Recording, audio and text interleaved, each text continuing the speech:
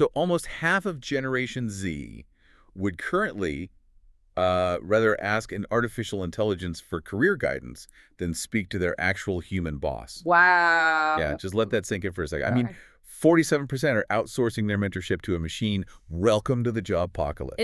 It's a staggering reality check, honestly. Right. We've engineered the most advanced communication tools in human history, and yet, the people actually operating inside our companies are experiencing an unprecedented level of isolation. Yeah. They're deliberately choosing algorithms over human connection. Okay, let's unpack this because this paradox is exactly what we are decoding in today's deep dive. We have a massive stack of sources on the table to help you, the listener, navigate this whole shift. And it is a major shift. It really is. So Okay. we're digging into brand new research from Talent LMS on how Gen Z interacts with AI. Yeah. But we aren't stopping at the data. Right, we have to go deeper. Exactly. Yeah. We're going to look at the deep psychological frameworks behind this, specifically spiral dynamics and Frederick Laloux landmark book, Reinventing Organizations. Such a fascinating read. So good. And finally, we're bringing in some data from a platform called Awakenomy to look at how companies are actually trying to fix this. Yeah, our mission today is basically to show you why the rise of AI is exposing some fatal structural flaws in our modern workplaces, Mm-hmm. and why the ultimate competitive advantage going forward isn't going to be like a new piece of software. Right, no. It's actually going to be a fundamental leap in human consciousness. Exactly. But to understand why a leap in consciousness is even required, we first have to look at the immediate crisis the data is showing us. Right, let's get into the Talent LMS research. So they surveyed young professionals, and beyond that, 47% relying on AI over their managers. There's another wild stat. Oh, the colleague one. Yeah. 46% say they prefer asking an AI their day-to-day work-related questions rather than turning to a colleague sitting right next to them. That is just nuts to me. But it's a double-edged sword. Right. How so? Well, because the data also shows that the AI is, actually working, at least on a technical level. Right.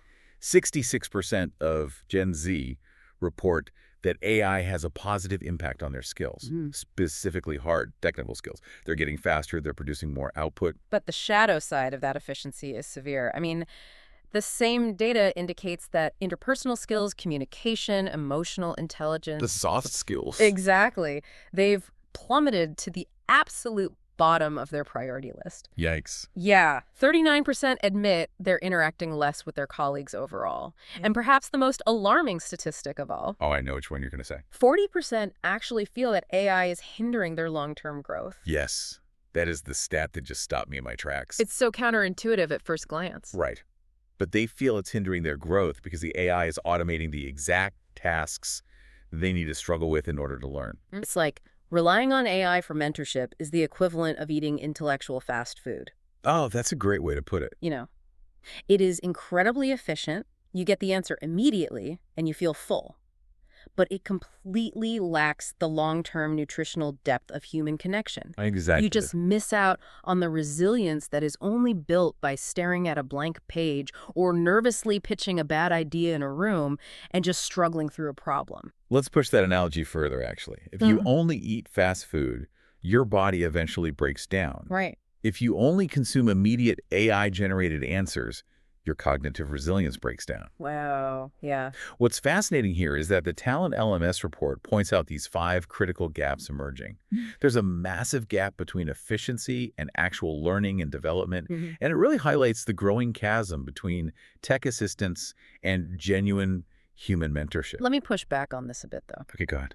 If you look at history, every single generation complains that the newest technology is isolating the youth. I mean, people said the telephone would destroy face-to-face conversation. They said it about personal computers, about smartphones, social media. Yeah, the old kids these days argument. Exactly. Aren't we just being alarmist, like repeating the same cycle? Why is this shift with AI any different? Well, it's a fair question, and it's easy to write this off as just another generational panic. But the difference here is structural. Structural how? This isn't just about young people looking at screens. It's about how the modern workplace is fundamentally designed. Okay. Our current corporate structures are built almost exclusively to function as efficiency machines. Their primary goal is maximum output for minimum cost. Right. You're the bottom line. Exactly.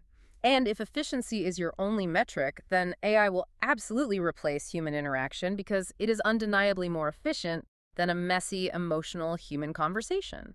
So the technology isn't the root problem. No, not at all. The technology is just exposing the fact that our workplaces treat people like cogs in a machine. Precisely. Right. And because we prioritize that machine-like efficiency over human connection, we are literally driving people into the ground. It's so destructive. It is.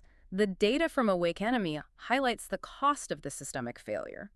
They estimate this mechanical approach to work is costing a staggering 300 billion euros annually in burnout. 300 billion. That is insane. And it's leading to 70% employee disengagement globally. 70% of people are just checking out. So to understand why our workplaces are built this way, and why they feel so exhausting to operate within, we have to look backward at how human organizations evolve. Right. We have to look at the history. Which brings us to the core of spiral dynamics, which is a framework developed by Claire W. Graves and expanded by thinkers like Don Beck, Ken Wilber, and Frederick Laloux. Yeah, they basically mapped out the evolution of organizations based on stages of human consciousness. And they assigned colors to these stages to make the shifts easier to visualize, which I find super helpful. It makes it much more tangible. Let's trace that evolution for you so you can see where your own workplace fits in. Imagine you're walking through human history. The earliest organizational stage is coded as red. Right. Think of a wolf pack, a street gang, or like a mafia family. Okay, sounds intense. It is. In a red organization, the paradigm is entirely egocentric and impulsive. It's ruled by power, dominance, and fear. So, might makes right. Exactly. The boss is simply the strongest wolf. If the boss shows weakness, someone else takes over. It's highly reactive and focused on immediate survival. Which, works if you're surviving in a chaotic environment, Yeah. but it's way too unstable to build a civilization. Yeah, you can't build infrastructure with a street gang. Right. So society evolves to the next stage, which is amber or blue in some models. Think of a traditional army, a government bureaucracy, or the early Catholic Church. Amber brings order to the chaos of red. It's conformist. It establishes a rigid, static hierarchy. Lots of rules. So many rules. There are clear reporting lines and a strong focus on duty and doing things the right way. You trade your individual freedom for the stability of the group. But amber organizations are incredibly rigid, right? They don't handle change well at all. They hate change. So, to innovate, human consciousness evolves again into orange. Orange is the machine. This is your modern multinational corporation. Wall Street, Silicon Valley startups, major retail chains. And what's the core of orange? The orange paradigm is meritocratic and highly strategic. It relies heavily on KPIs, data analysis, efficiency, and above all, winning in the marketplace. Winning is everything. It sees the world as a complex machine to be understood and optimized. And this right here is exactly why Gen Z is burning out. Yep. Orange treats people like biological hard drives. It demands constant productivity. If you're just a resource to be optimized on a spreadsheet, of course you're going to be disengaged. Totally. And the relentless, cold calculation of orange inevitably triggers a reaction, which leads to the emergence of green. The green stage. Green organizations adopt the metaphor of a family. They are pluralistic, highly values-driven, and intensely focused on company culture. They focus on consensus and their impact on all stakeholders, not just shareholders. Think of companies famous for their egalitarian cultures, like Southwest Airlines or Patagonia. Okay. Graves described this entire evolutionary process as a pendulum swinging back and forth. Wait, swinging between what? Between the I and the we. Oh, interesting. Yeah, the warm colors, like red and orange, are focused on the individual expressing themselves, dominating and winning. Right. But the cool colors, like amber and green, swing back to the collective. Oh, sacrificing the individual for the stability or the harmony of the group. Exactly. Okay, but if green focuses on equality, nurturing culture, taking care of stakeholders, and, treating everyone like a family, isn't that the perfect endpoint? You'd think so. Yeah. Yeah.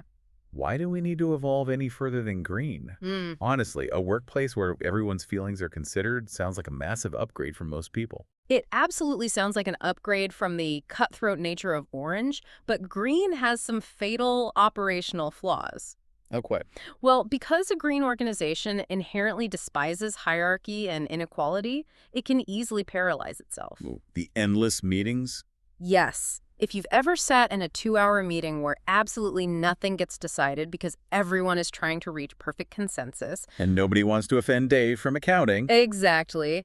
Then you have experienced the downside of green. It sometimes prioritizes emotional harmony over the actual viability and survival of the business. Yeah, that makes sense. You simply cannot run a complex, fast-moving global operation if everyone has a veto over every single decision. So green gets stuck in its own trap. Exactly. And this is a crucial concept in spiral dynamics. Huh. All the stages from red up through green represent what psychologists call first-tier consciousness. First here. The defining characteristic of first-tier thinking is that it believes its worldview is the only valid worldview.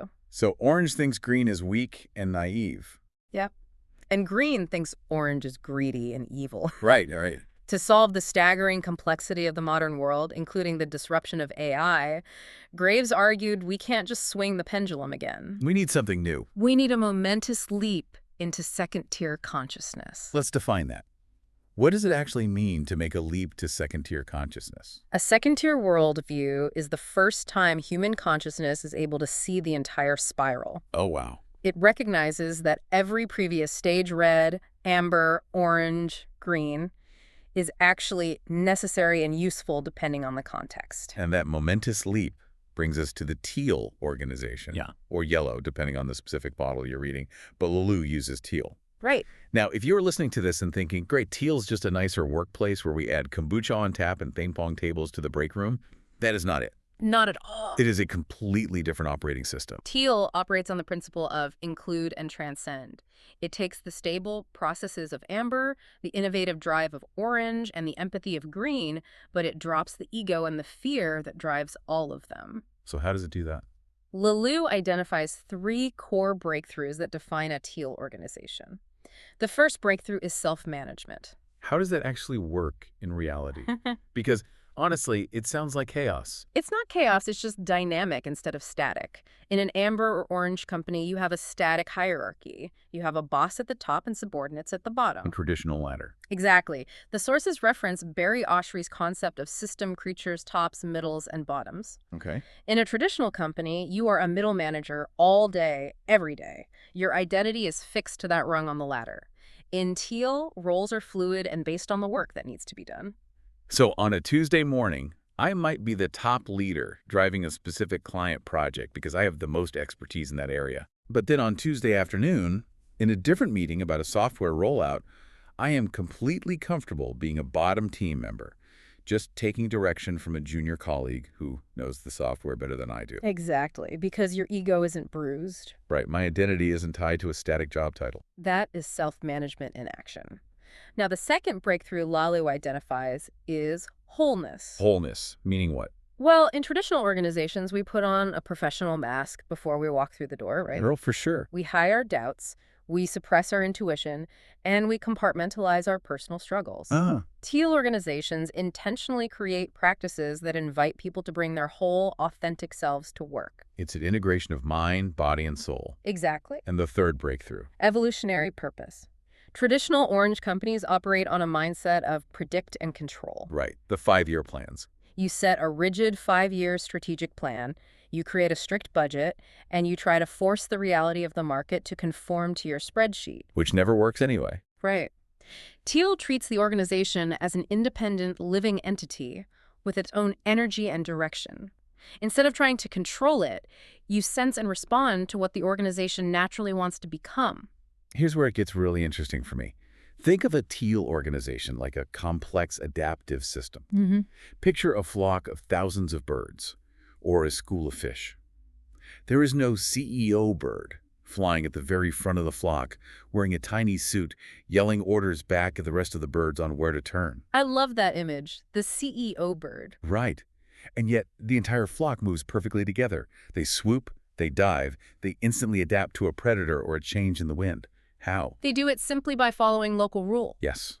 Sensing their immediate environment and reacting in real time. Yeah. That is what self-management and evolutionary purpose look like in a human organization. And in that living system, the yardstick for success fundamentally shifts. How so? In earlier stages, you make decisions based on external validation. In red, you act to gain power. In amber, you act to conform to the rules. In orange, you act to maximize profit. In green, you act to maintain consensus. And in teal. In teal, the yardstick shifts entirely to what Lelou calls inner rightness. Inner rightness. You ask yourself, does this decision seem intuitively right? Am I being true to myself and the organization's evolutionary purpose? Wow. Obstacles are no longer viewed as unfair problems to be angry about. They're simply feedback from the environment. They're learning opportunities. Let's pause and connect this back to you, the listener, that startling data we started with. The Gen Z AI data. Exactly. Think about the Gen Z employees isolating themselves and relying on AI. Operating in teal, using profound human intuition, navigating paradoxes, sensing the environment, checking your inner rightness. These are the exact capabilities that an artificial intelligence simply cannot replicate. They really can't. AI can process 1 billion data points to find an efficiency, but it cannot sense inner rightness. That is the core of the issue. But we have to address the massive practical challenge here. Yeah, how do we actually do this? Because the theory of teal sounds beautiful, almost utopian. But how do you actually take a massive, stressed-out, cutthroat orange corporation, obsessed with next quarter's profit margins, and evolve it into a living, breathing teal organism? It sounds impossible. To manage that kind of transformation, you have to find a way to measure the invisible culture of a company. Which brings us to the data from Awakenemy. Yes. Awakenemy is a platform attempting to do exactly that.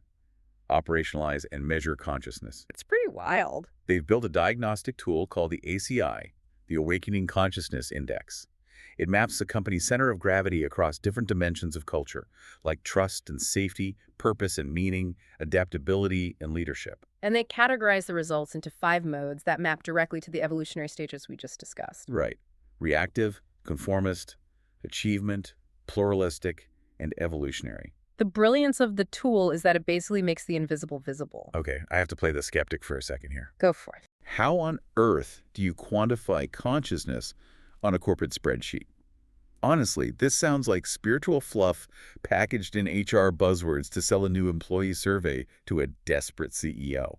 Like, how is this actually real? I completely understand the skepticism. Honestly, a lot of corporate culture tools are just fluff. Yeah. But what convinced me about the methodology and the sources is how grounded it is in tangible behavior. Okay, give me an example. They aren't measuring abstract feelings. They are measuring how people actually react under pressure. Let's take a real-world scenario. Let's say it's a Tuesday afternoon and your team just lost a major client account. How does the organization react? Oh, man. That's the ultimate stress test. Exactly. Awakenemy measures that reaction along their trust and safety dimension. If your company's center of gravity is reactive, the red stage people stay completely silent out of fear. Mistakes trigger immediate witch hunts and blame. Toxic. Very.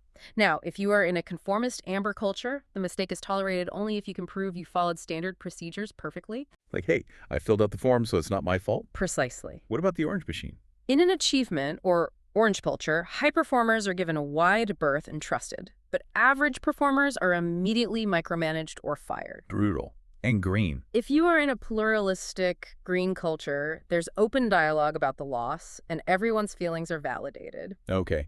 But in teal. In an evolutionary or teal culture, that conflict and failure is openly explored as a required path to collective growth.